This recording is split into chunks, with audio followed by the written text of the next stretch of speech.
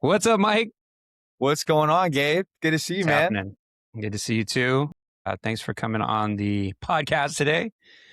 Absolutely, man. It's an Appreciate honor. you. Listen, I have a couple of questions. I've talked to you a long time about this podcast. It's been a minute, Yeah.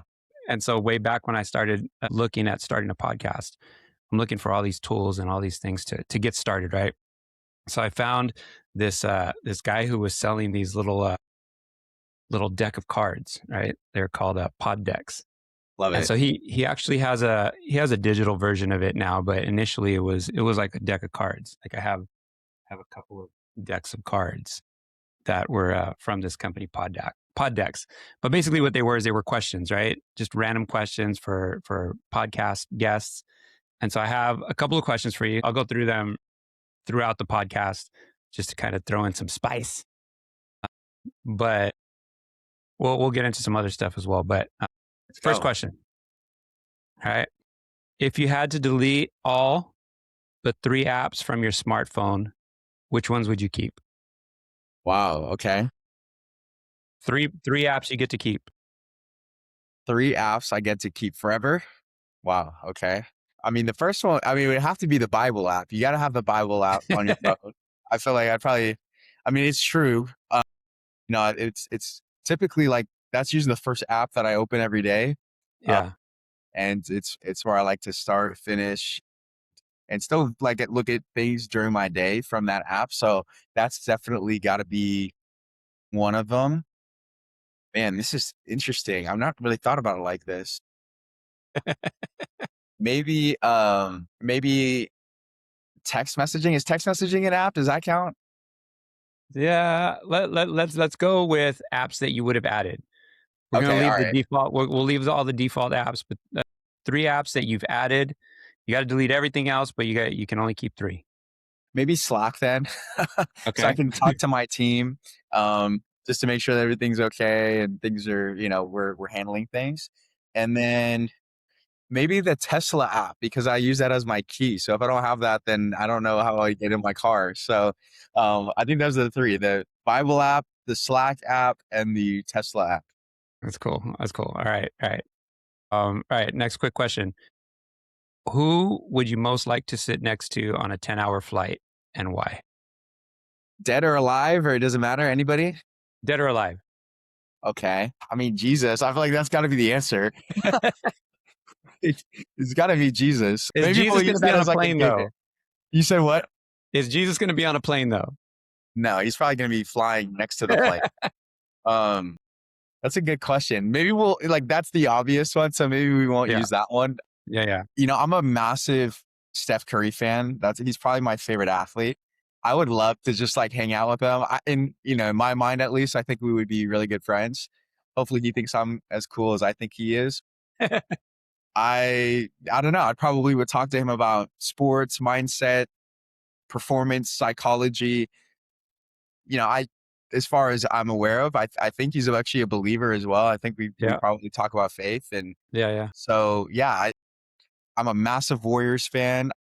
I think I was very fortunate growing up and even through college when the Warriors have been really, really good, that I was on the receiving end of them having played really well during that time. And I think that probably was great for my mental health. I was probably made me more confident showing up to school the next day, knowing that my Yeah. team won.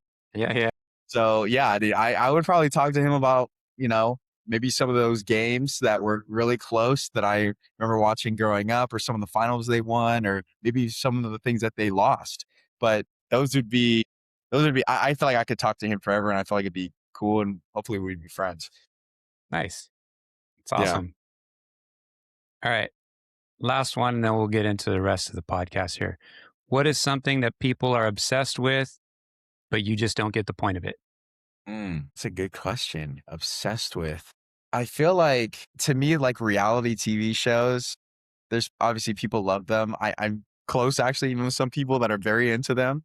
I just don't get the point of a lot of them. I think Love Island is a big one right now. I actually have a friend that was on it this last year, and I didn't even watch it, but I I don't get the obsession. It's just I feel I don't know. I feel like we're moving backwards as a society if that's what we're obsessed with. Man. But yeah, I feel like maybe reality TV shows. I'm trying to think of other things that people are obsessed with. Probably that. That's kind of like the first one that comes to my mind is like reality TV shows. Yeah, yeah.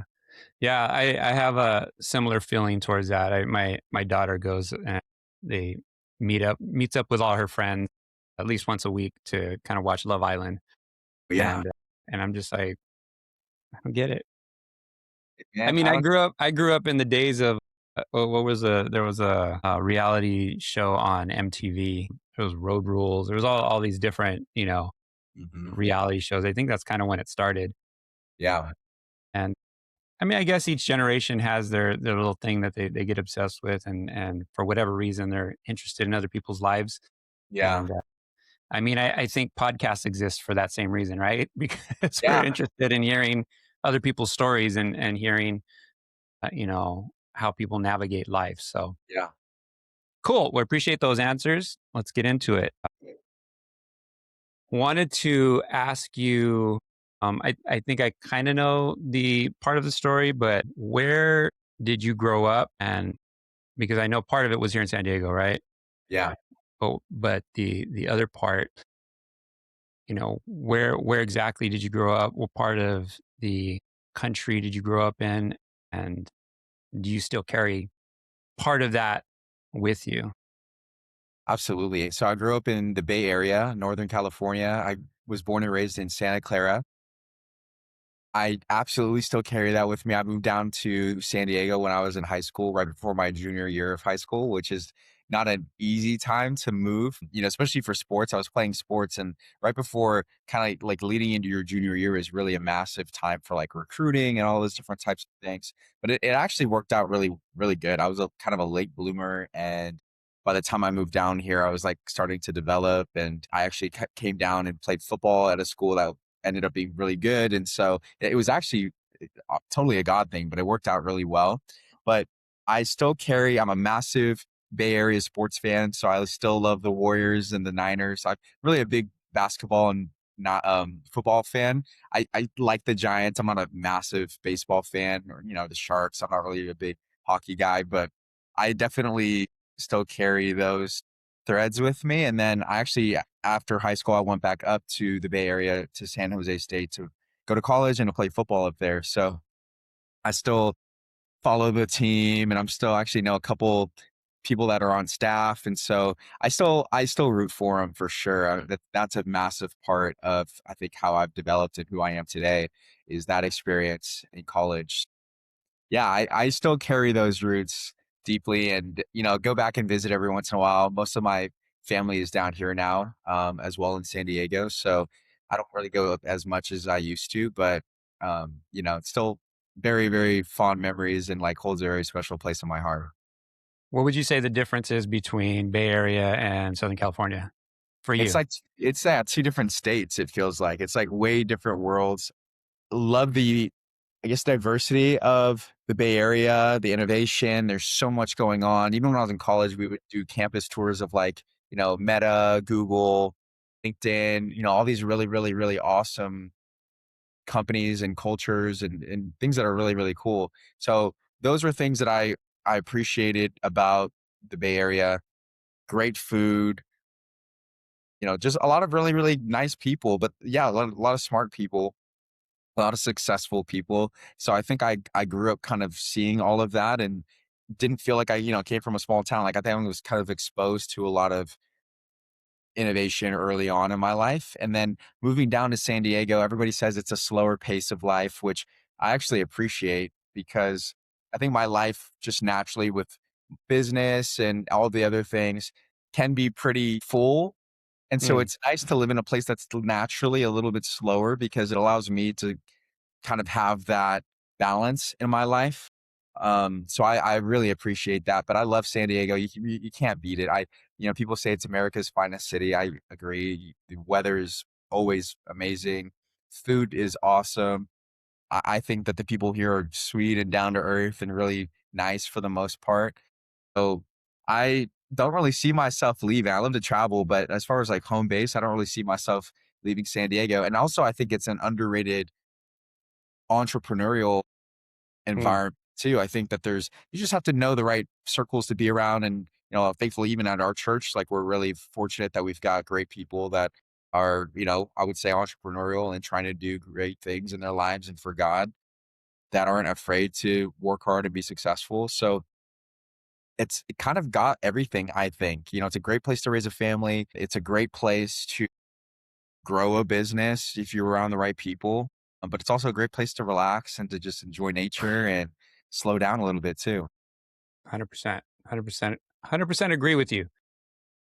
You mentioned right now about circles, and so I think at some point here in the interview we'll get a little bit deeper into that. But just off the top, how important is the right circle for you?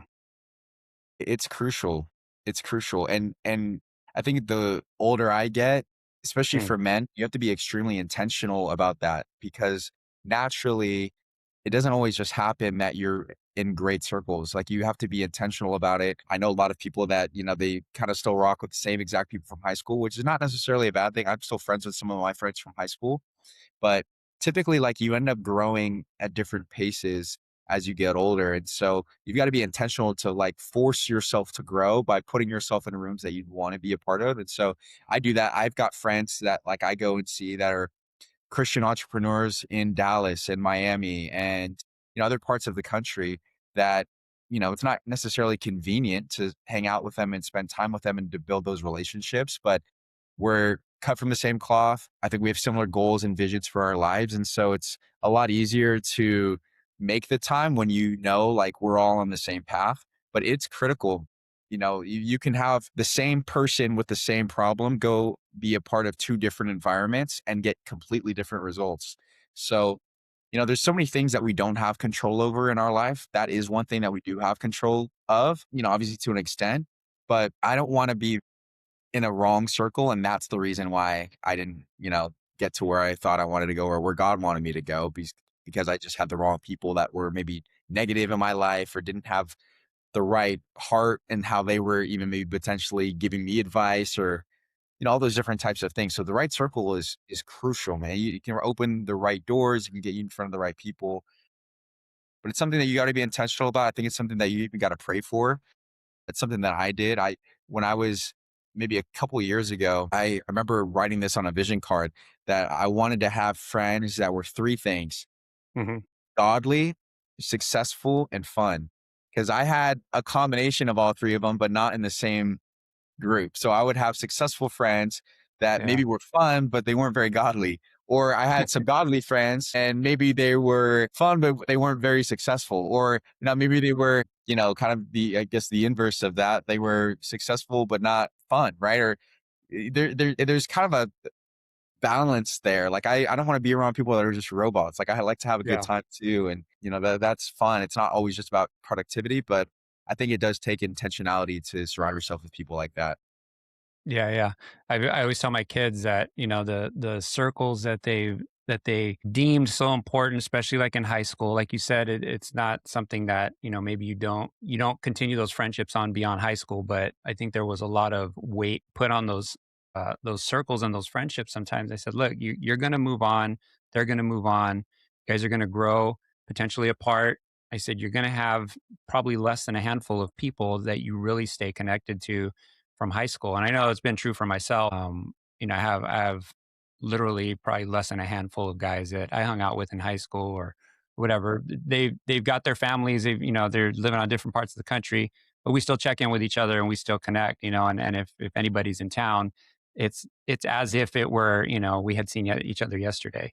It's awesome. But those relationships are tough to come by, and yeah, you do have to be intentional. I 100% agree with that. Yeah. All right. So I have this question. What's a fun fact about you that most people wouldn't guess just by looking at you? Wow. Okay. Fun fact. Fun fact. People wouldn't guess. Um, one that maybe comes to mind is I play the piano.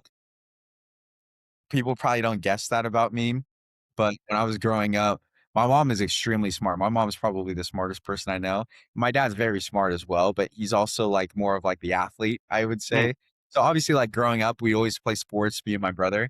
But my mhm. mom had a rule growing up that we weren't allowed to play sports unless we were also playing an instrument at the same time. So Nice. growing up, I learned how to play like the violin, we played the piano. I even later on got a Spanish guitar because I just love how Spanish guitars sound and so Yeah, I love music, I love instruments. I I appreciate going somewhere that has good live music. So that's probably something that most people wouldn't guess that I maybe can play the piano a little bit. nice. I heard something about, you mentioned something, I don't know if you can talk about it, we Yeah. went on a hike about being on a TV show or something or anything in that realm? Yeah, yeah. So I've had a couple of things. So I've been on the Ellen show Okay. where it happened back in college. I had one of my coaches was a backup dancer for MC Hammer, and he was Bay he was Area, right? area, man, I'm saying. Yeah, yeah. He's from Oakland. Yeah, Coach Zoe, Alonzo Carter, so he was dancing at practice because we always have music going on at practice, right? And it was at the end of practice. Our head coach had kind of called us up as a team together. We were kind of breaking down the day. And this Coach Zoe came up and started doing the MC Hammer, crab walk or whatever you want to call it. But like he Hammer, started, hammer, hammer, yeah, hammer, hammer. he was hitting it. It went like mega viral. And this was when LM Whoa. was having anybody that was viral like on their shows. So Ellen, I guess, saw it or someone on her team saw it and then reached out to us and had some guys like talk about our coach. So that was an experience. And then I actually, after I finished playing football in college, I went to acting school even for a little bit. And I did a couple of little things like on the show called 13 Reasons Why and All American. There was another show, it was the Colin Kaepernick like mini series on Netflix as well, where they kind of like reenacted some things. So Okay. yeah, I got a chance to be on some fun things, and it was a good time, man. It was a lot of fun. I sometimes it feels like I've lived so many different lives, but Yeah, uh, yeah. I actually I'm still close with some of the people that I met from different sets and different things like that. So yeah, man, it's been fun. What was your experience like with those, like, shows? Even, even though it might have been just a small part, being in that circle, being, around that environment, what was that like? Yeah, actually, maybe to that point of like, who we surround ourselves with. I loved the exposure. Like, I got to hang out, very briefly, and it didn't say much, but like be around Yeah. like Tay Diggs, right? Or Okay. like some of these other, bigger actors, or even some of the bigger actors that were on those shows. So it was cool. I got to meet pretty much all of them, and play catch with them, like do all kinds of stuff. Like it was cool. I think what it showed me too, though, is like these guys are no different than me. If anything, probably out of ignorance. That's when I was like, dude, I can get into this acting thing, bro. Like I'm seeing this guy mess up his lines. I'm like, dude, I could have done that. So it was honestly like it was a phenomenal experience. I really enjoyed it, but I think it just showed me like, like anybody that's willing to chase their dreams or anybody that's willing to fail and put themselves out here, like they could be here too. It's just a matter of being exposed to the right things and the right people. But yeah, it was a really interesting experience. I was almost like, dude, I could do this. Yeah. Yeah, I think, yeah, I have a couple of friends actually that I went to high school with that got into acting. One of them actually was in one of the what was that? It was a real famous kind of like cartel series or something a few years back. Like I think Narcos? yeah, I think it was Narcos. I think he was in that one. He's a real famous, actually, Mexican actor, and, so, yeah, I went to school with him, and then this other buddy of mine, he's done the whole kind of music industry and then kinda shifted into acting now, and he's got a lot of parts, that are kind of spread around different TV shows and commercials and things like that. So yeah, it seems like fun. But like you said, it's if you really look at it, it's really we're all human, right? We're all people. And I think that's a huge thing when for me, when I look at success, I think about yeah, maybe that person has a special gifting in a certain thing. Like I couldn't throw a football like you. I tried in high school. I was a quarterback in my freshman year, but beyond that, it just wasn't happening. Could I have gotten better? Probably. It just wasn't my passion at the time. Yeah. And I think, ultimately we're all human beings, and I think if we have a skill or a talent, something that we do want to chase, it's just a matter of putting in the reps, right? Putting in the 100%. work and putting your head down and getting to it. What are you most known for in the room that you walk into, and is that how you want to be known going forward, like legacy status? Wow, that's a good question. I guess what room I think. The entrepreneurial room. Let's talk about the entrepreneurial room. Okay. Yeah. So, yeah, I mean, I've been like fortunate to be invited to like certain events to speak and things like that. And obviously, I have a marketing company, so those are things that I typically will talk about. But um, outside of that, like I definitely want to be known as a business owner that sees business as an opportunity to be a steward. Like I don't Mm, I know this may be cheesy or Christianese, but I really don't look at it like I own this business. Like I steward this business. It's God's yeah, business. It's ultimately it's like up to him what he decides to do with it, but I do have a responsibility and a role to play as far as planting the seeds. Like I plant the seeds, but God grows the plant. That's kind of my philosophy around it. So, I'd love to be remembered or have a legacy of a business owner that treated people with respect, that treated every client like it was my only client in a way where they felt like valued and respected and heard and like, the same creative juices that we would, you know, implement for anybody, we would implement for them.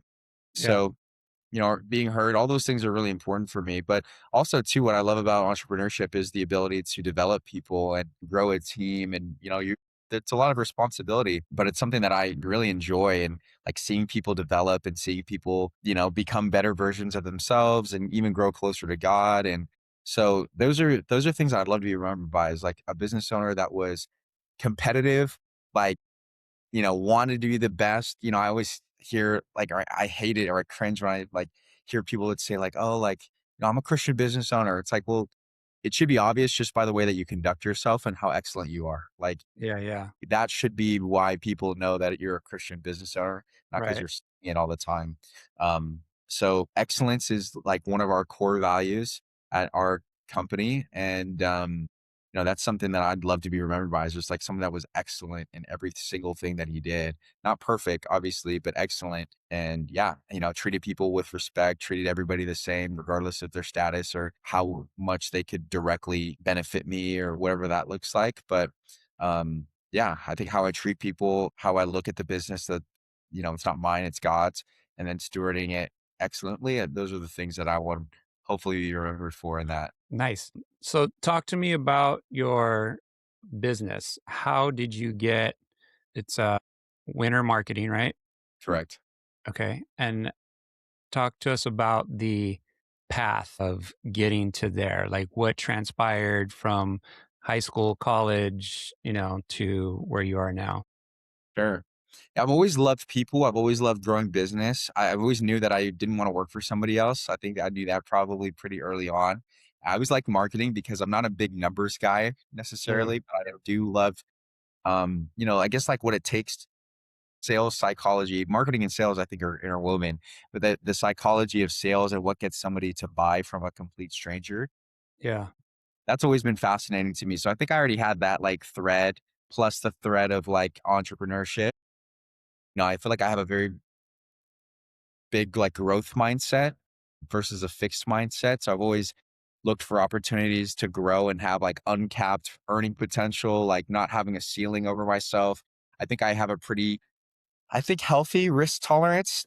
Like I've taken a good amount of risk over my life, even back to like my days. Out of high school, I wasn't highly recruited, even though I thought I should have been. And I didn't really get a lot of Division 1 offers, which I thought I could have played, Division 1. And so I ended up going to a junior college first. I got some offers my first year to smaller Division 1 schools.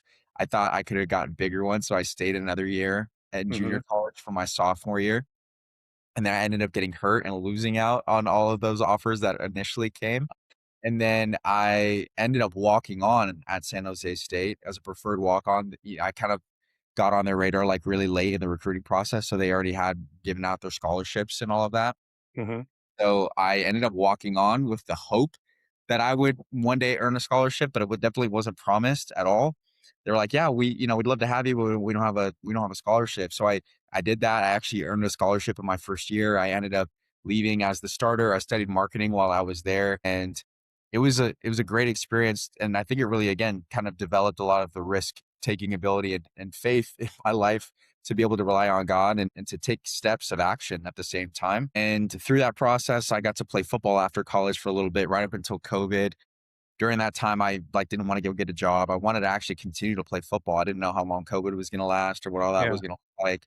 And so I kind of started the marketing company as a side thing, like trying to like run ads for fitness coaches initially, and got a few clients, some pretty big clients in the space actually. And then that turned into some like referrals. It turned into me looking for other ways to serve our clients. And so that got me into like more organic marketing as well to complement the paid ads.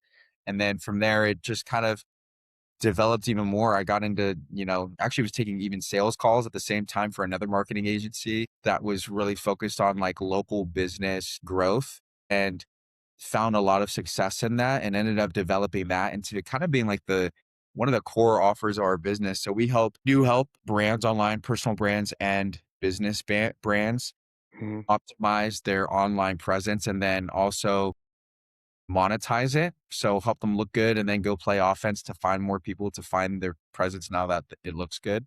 So that's one thing that we do. But one of the main things that we do is work with local brick and mortar businesses, mostly practices. So like dentists, orthodontists, med spas, those types of like wellness clinics. That's kind of our bread and butter. But we work with like, construction companies, home Mhm. services, those types of things as well. But, kind of optimizing their local business presence online, helping them be very visible, credible, and accessible.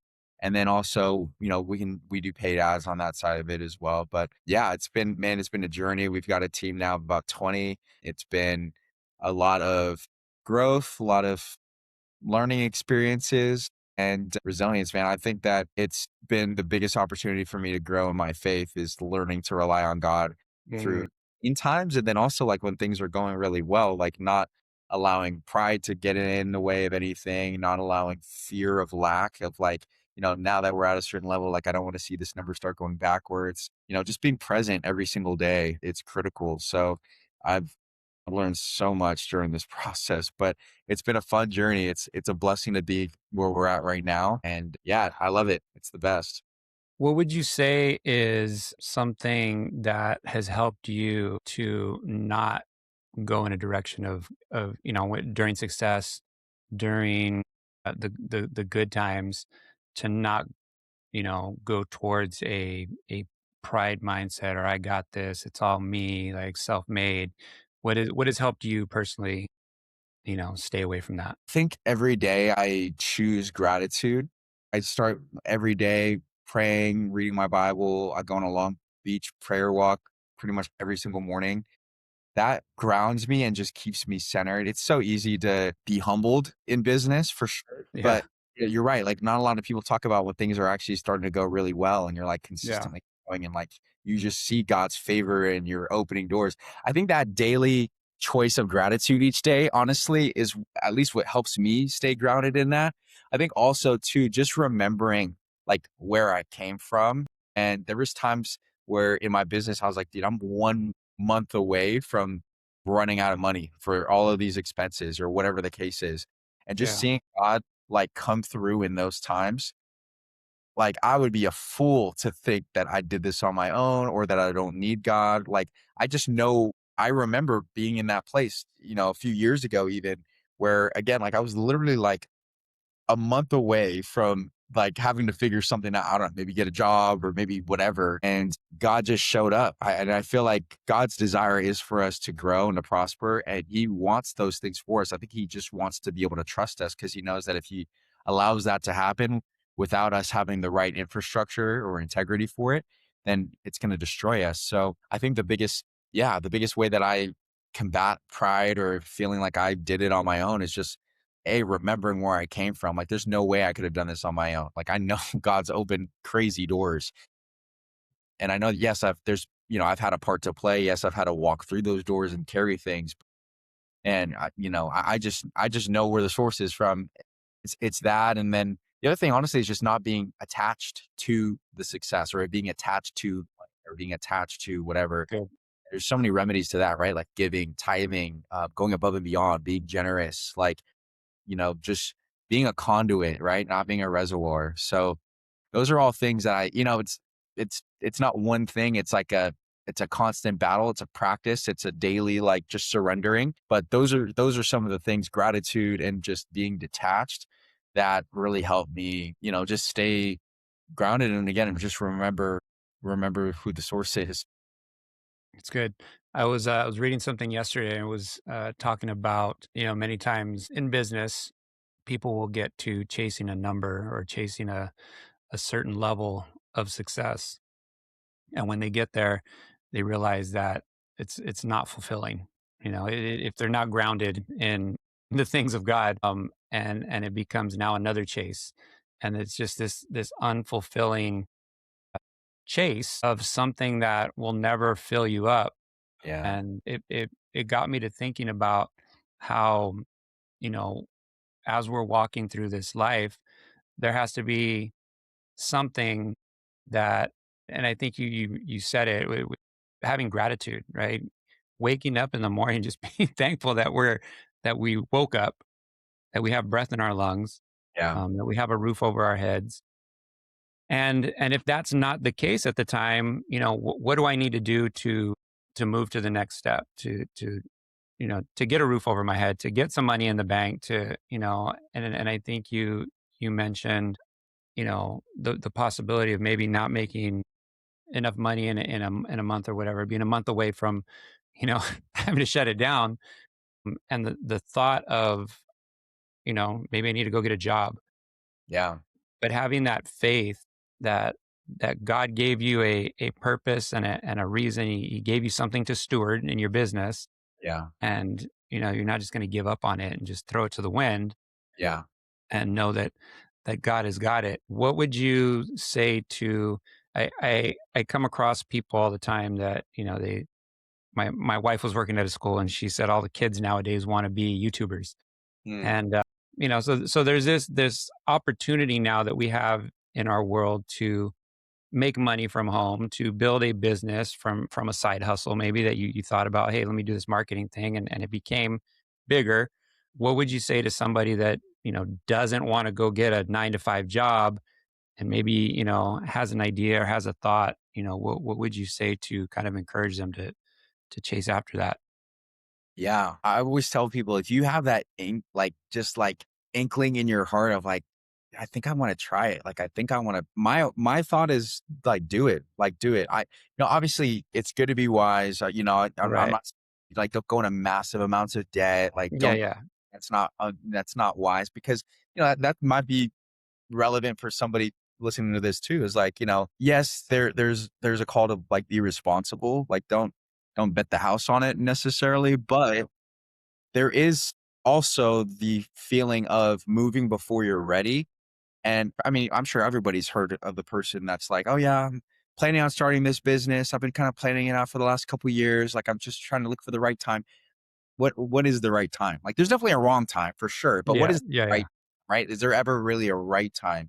So, I think a lot of times we're looking for, like, that super powerful confirmation of God, writing it in the clouds, like, do it now. Like, I don't think that ever comes. I think it's like, faith is that action, but it's believing. And then it also, again, I think this is something that I really want to emphasize too, is it comes from a place of detachment. It's like, wake up every morning. God, if this is not what you want me to do, I'll shut it down right now and I'll go do whatever Mm, it is you tell me to do. yeah. Like, if you have that mindset every day, like, there's no telling what God can do. Like, if we're not attached to a specific business or specific revenue stream or whatever the case is, like, that's absolutely where I think God can use us. And you see that so much in the Bible. You see that with Abraham and Isaac. Was he willing to be detached from the one thing that he had been believing for? You see that with even Joseph. Like, Joseph was given a dream at a very young age and had to become detached from that dream. there was probably plenty of opportunities for him to, feel an attachment to a title, right? Or even Moses. Like Moses was born in a palace and gave all of that up to go in the backwoods of the wilderness, right? Like Mhm. detachment from the thing. Like that's when God, I think, really does give us those things, is when That's we good. are actually detached. Yeah. So that's what I why do you want to start that business? Is it about you? Is it about proving something to somebody? Is it about fulfilling, of filling a void that of maybe insecurity or whatever that looks like? Because that's a real thing for a lot of people too. So those are all things to like really kind of be aware of with that. But, I would say for the person that doesn't want to, have that 9 to 5, is ask yourself why, be detached, but don't wait until you feel ready. Cause ready isn't a feeling, it's a choice. It's deciding to do that. So that's what I would say. Nice. All right. Did you so I hear you currently your purpose is business, stewarding the business that God has given you. That kind of transpired out of, things not completely working out with football. Uh, but having that background from school, the business background, where would you say you see yourself in the next 5, 10 years? You know, obviously, I hear you as a man of God, definitely going to be listening to God's voice. Yeah. But as of right now, what do you see in the next 5, 10 years here for Michael Carrillo? Yeah, I would say you're right. Like being in God's will, whatever that looks like. But as far as the vision that I see right now, it's stewarding this business well to a place where it is multiplying and growing. I'd love it in the next maybe 5 to 10 years to potentially sell, get involved in private equity, even stay on as like a rollover investor slash CEO potentially. But, because I love what I do, like I don't necessarily want to give that up, but I do think that there's value in potentially getting involved with private equity and multiplying it that way. So that's where you can start to get to some really, really big things. So that's definitely something that I foresee, like growing, a real estate portfolio, owning multiple properties across the country or even the world at that point. Like having a family, having married, having a wife, serving in church. Those are all things that I see, traveling a lot. Those are all things that I see in the near future. So I'm excited about it. Cool. I like that you said the near future. A lot of times people will think about 5 or 10 years and be like, oh, it's so long. Time passes so quickly, especially as we get older. You're probably gonna laugh, but I just turned 30 this year, and I definitely feel that. Like, um, you know, I don't feel old at all, because I know I'm not, and you're not, and like old is so relative. Old is about, I think believing that you're old and that you don't have a vision anymore. I think that's a way scarier place to be than a number. Yeah. But it also does, like, I think back, 10 years ago, I was 20, I was playing college football. I was like, never probably would have imagined that I was maybe where I'm at right now. But it is cool to see how quickly things pass, because if you're in a tough season, like you're going to be out of it. And if you're in a season that you're maybe winning, like cool, like you're going to be growing even more past that. So yeah, it is the near future and I'm excited about it. All right. So talking about your business again, what specifically can business owners that come to you expect to accomplish? Like, how are you going to help them Mm. benefit in the marketplace?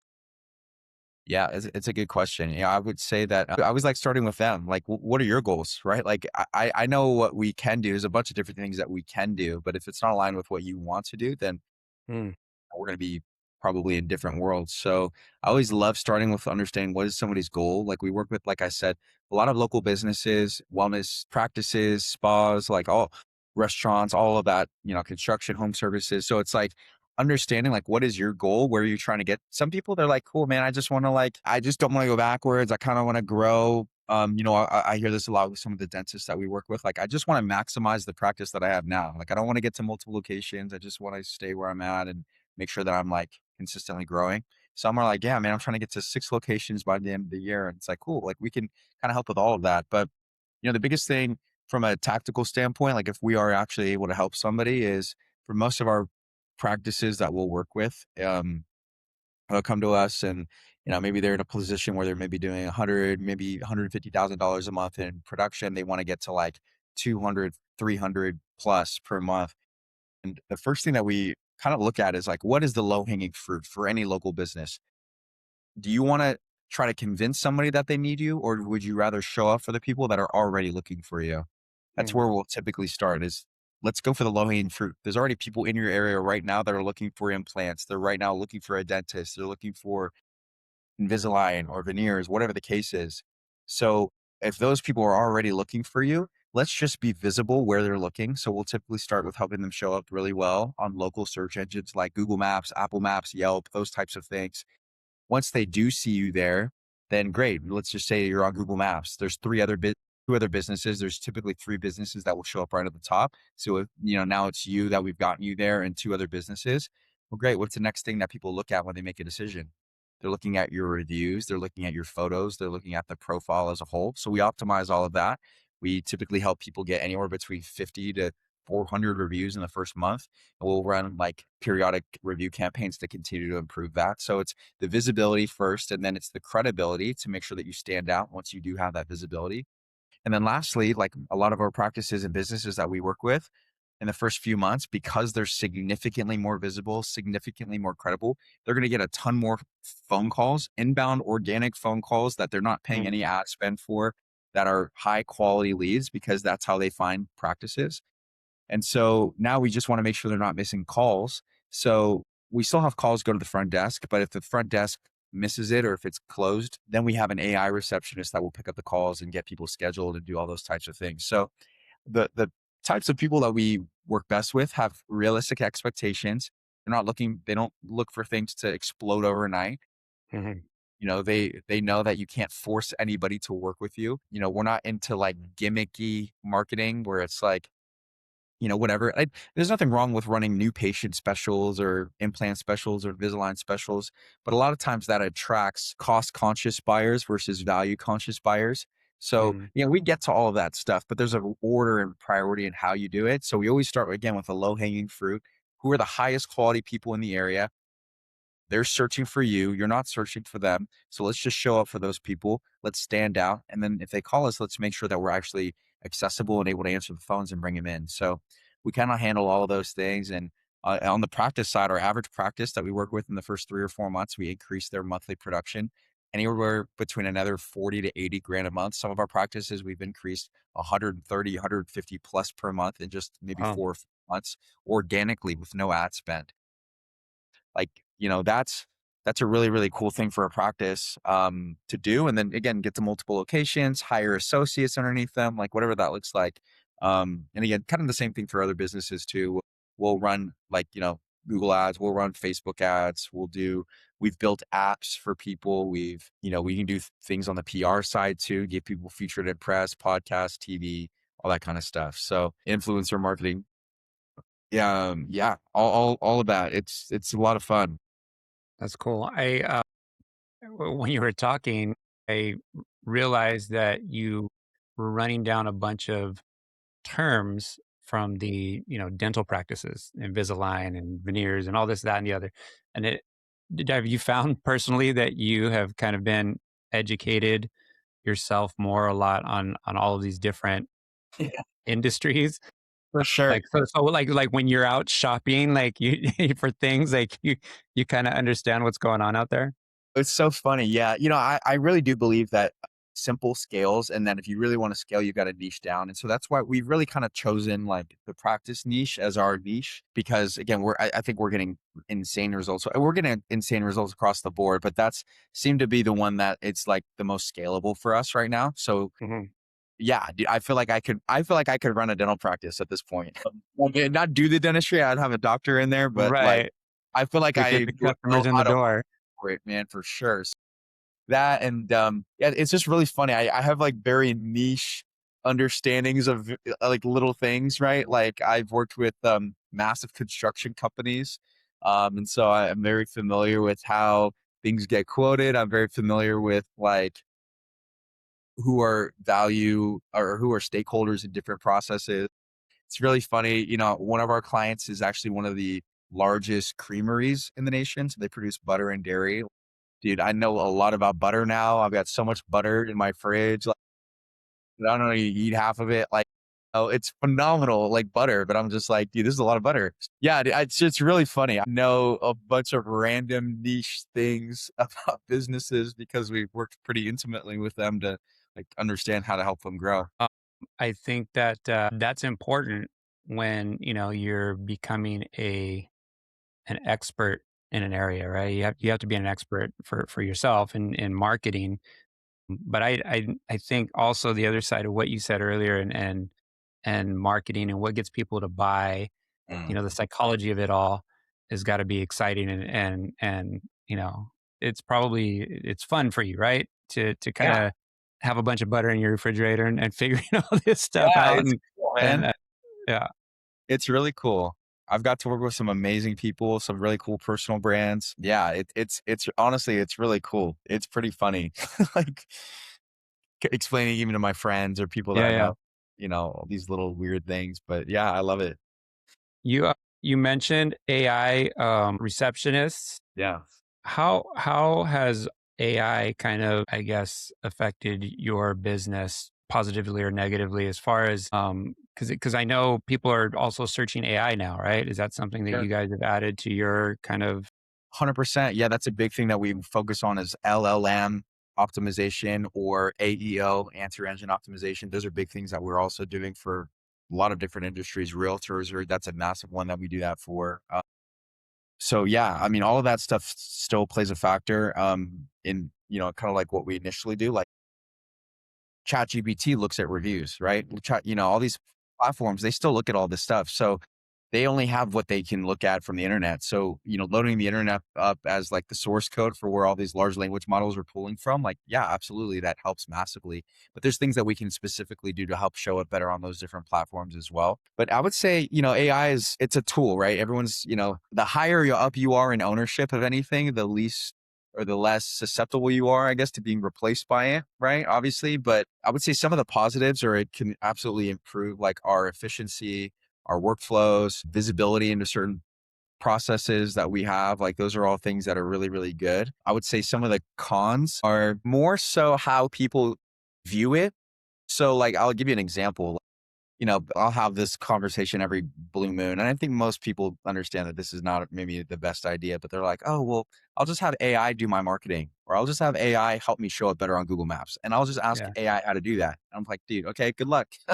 um, you know, it- Here's my it's, phone number. Call yeah, me. exactly. Like, yeah, call me later. But it's like, it's one of those things where it's like, cool, even if AI was able to help you for whatever reason. I mean, I have so many examples of this where it's like we're building a website for somebody, we're doing something, and they're like, they'll send us like an AI chat that they had with ChatGPT, like, hey, make sure you include all of these things. And it's like, dude, you don't even know what this is. Like, you're just literally sending me a list of things that you literally have no idea what Right. these things are, Yeah.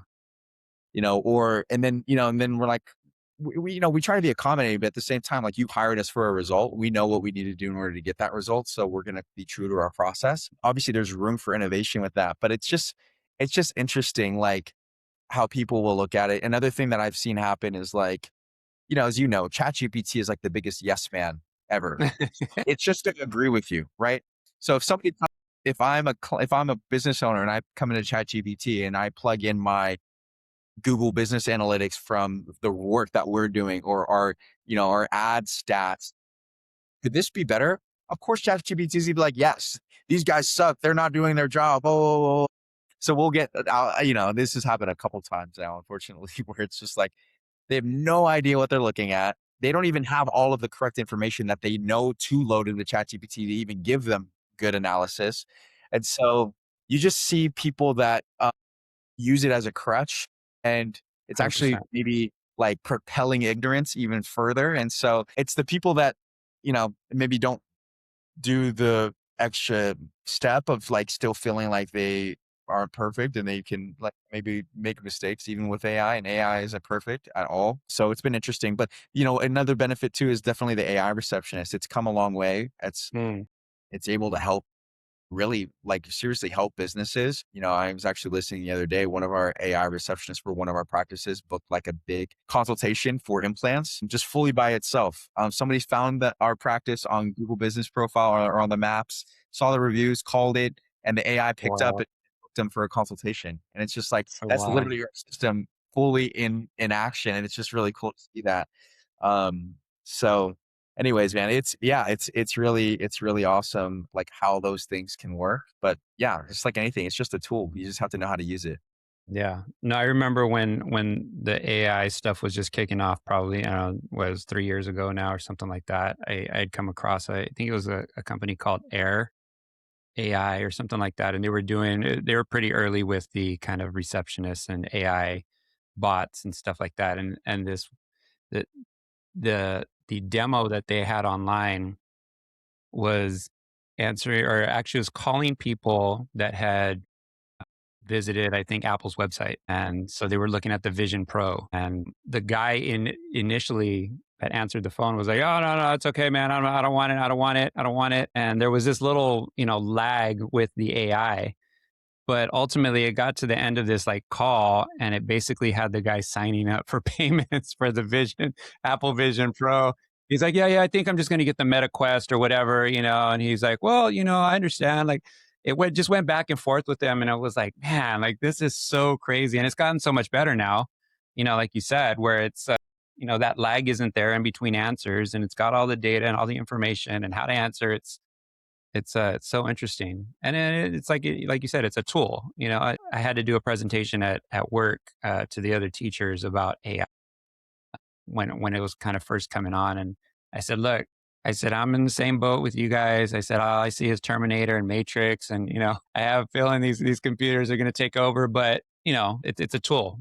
For now we need to learn how to use the tool, Yeah, and yeah. So that's it. It's a tool. all right, last couple questions here, Mike. What's something that you used to believe about yourself that you no longer accept as true? Think that one of the things that God's really been showing me is that I don't need to have control. And everyone says like control is an illusion, right? Obviously. I think that the tension that I've always fought with is I want to be a great steward. Like if God placed an opportunity in my life, I don't want to mess it up. Like I want to like wring every ounce of potential out of every opportunity. And I feel like one of the things maybe I used to believe about myself is that I have to be perfect with things. And that's not true. I don't have to be perfect. Like there is grace for imperfection. And also like I think sometimes I like in an attempt to have control, I would like try to like perceive what is the other person thinking and how can I maybe get ahead of that, or like how can I, be proactive about what they're potentially thinking. Not Yeah, even yeah, like yeah. I know that they're thinking, you know what I mean? So I think, and I'm still working on it. I feel like I've come a long way, but I don't feel like I need to be perfect. I know that I just need to be excellent, and rest is okay. That's another thing. I would always feel guilty if I rested. Dude, I took a nap today. Yeah, I yeah. was like, No, I you told needed me it. you love your naps, bro. I love my naps, but like, sometimes I'm like, dude, I can't right now, or I Yeah, need to keep working or whatever. And it's like, um, it's just a tension, man. It's like, yes, we are responsible. Yes, we do have a part to play. Yes, we, co-laborers with Christ, like all those things. Um, you know, there's a lot more grace for things than I, you know, need to take responsibility for. There's a lot of grace for that. So, yeah, I think that's kind of one of the things that's like on my mind recently is that it's good. There's got to be tension, right? There has to be tension. So, um, all right. What's the most awkward thing that happens to you on a regular basis? on a regular basis. Yeah. Oh man, that's a good question. Hopefully, if it's awkward, hopefully it's not happening to me that often. Or more than once, On a regular, maybe not often. I feel like I have a very high tolerance for awkward or embarrassing. Maybe I don't know. That's good. That's good, So man. Like maybe most people don't. maybe things I used to. Maybe it's because you get on enough sales calls or you're in enough hard Yeah, conversations. yeah. Like You just have a higher tolerance for it because you're used to it. So like I'm totally okay with silence on a call or, those types of things. Where initially like I would be super uncomfortable, like, oh gosh, should I say something now? Like I've literally had conversations with people, like maybe like in a sales call where like, like I've gone back and forth with this. Like after you drop up the price, like, you've got all the tie-ins that that they're about it, like that they need it, whatever, and just don't say anything until they come back with some kind of either like acknowledgement to move forward or an objection or something. Yeah. I've literally been on a call for like a minute and a half, almost 2 minutes of complete silence after price dropping, and like just being like, I'm not gonna say anything until you do, dude. Like, whatever. And it was funny because I had a situation like that where a guy was like, I think he was in sales too. So he was Yeah, yeah, playing this, yeah. and it was like, dude, who's gonna say something first? First one to talk pays. That's right. So yeah. So I don't know. I mean, I think most people would consider that awkward for sure. Yeah. Like, 100%. you're sitting there not saying anything, just like dead staring this guy. But I have a high tolerance for it. So yeah, that's That plays into the business you're in, so that's good. yeah. You have a high tolerance. All right, last two questions. Which band or artist, dead or alive, would play at your funeral? Wow, that's good. Michael Jackson. Michael Jackson? I love Michael Jackson now. I mean, Yeah, I've always loved him, but like I just recently saw the movie, yeah, and I don't know. That would be dope. He's probably the biggest superstar of all time. Uh, I would say him.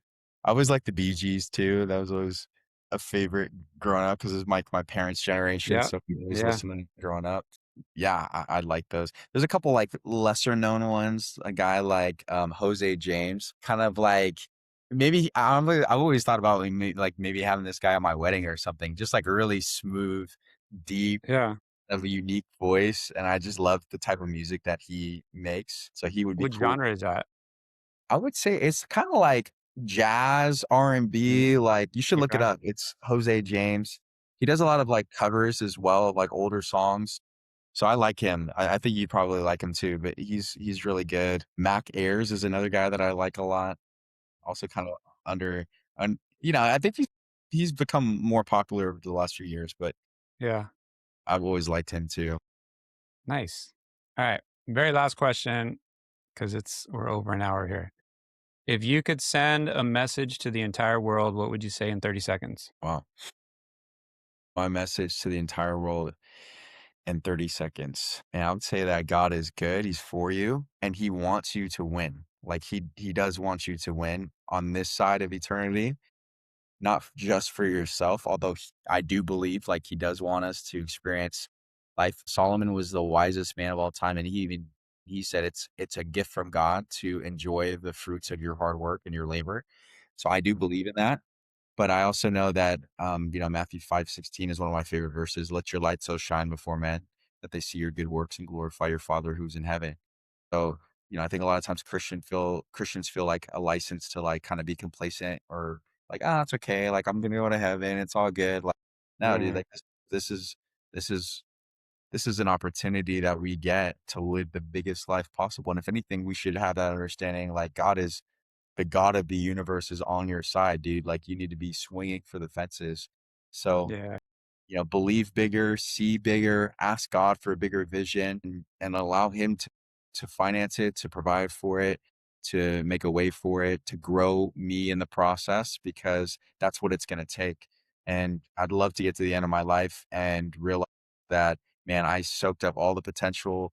I wrung it out and I want to hear well done, good and faithful servant because I lived a life that was on fire. It was lit up for God and it brought other people to him because it was excellent. amen. Come on, somebody. Come on, I love somebody. it. Love it.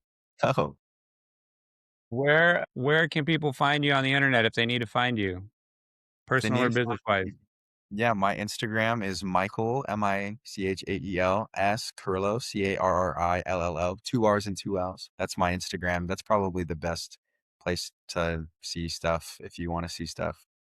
Cool. Appreciate you being here today, brother. Gabe, I appreciate you, bro. Proud of you, Thank, dude. This is dope. thanks. Finally did it. You did it, bro. Let's go. Did it.